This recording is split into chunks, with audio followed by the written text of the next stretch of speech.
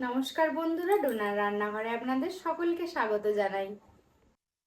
বেগুনের তো আপনারা অনেক রকম রেসিপি বানিয়েছেন।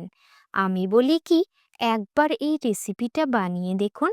রুটি, পরোটা, লুচি, এমনকি ভাতের সাথেও অপূর্ব লাগবে। এর জন্য বেগুনগুলোকে এইভাবে টুকরো করে কেটে তার মধ্যে লবণ, হলুদ এবং লঙ্কা গুঁড়ো দিয়ে ভালো করে মাখিয়ে নিলাম। ফ্রাইং প্যানে সর্ষের তেল গরম করে বেগুনগুলোকে একে একে তুলে দিয়ে উল্টে পাল্টে লাল লাল করে ভেজে তুলে নিলাম।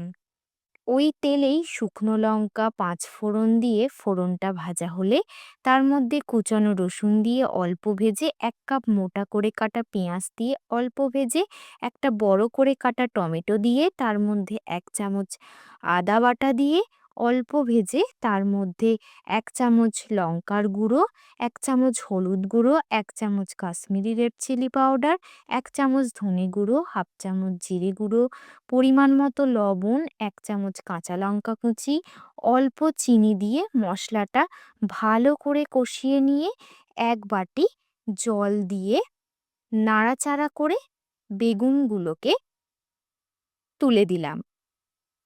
বেগুনগুলো দিয়ে মশলার সাথে খুব ভালো করে কষিয়ে নিলাম। নামানোর আগে ধনেপাতা কুচি ছড়িয়ে নামিয়ে নিলাম। তৈরি হয়ে গেল মুখে লেগে থাকার মতো বেগুনের অপূর্ব রেসিপি।